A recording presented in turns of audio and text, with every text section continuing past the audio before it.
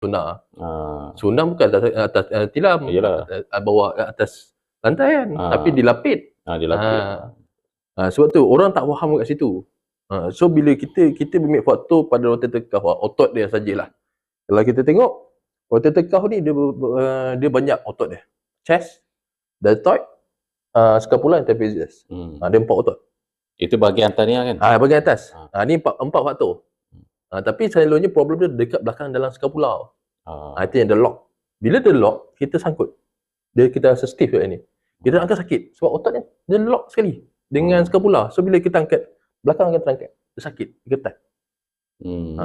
Kadang-kadang kalau macam kes tu tak, kalau dalam rawatan tengok berapa lama lah dia punya rawatan maksud dia macam mana lah.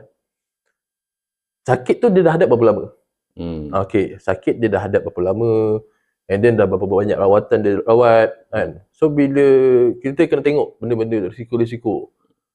Kalau kita cakap tak apa, seminit 2 minit memang boleh sihat. Tapi sebelum ni dia pernah buat rawatan tak? Tapi bila sebelum ni dia pernah buat rawatan sini sana, ada faktor extend ataupun koyakan. Bila koyakan tu yang menyebab proses rawatan menjadi lama.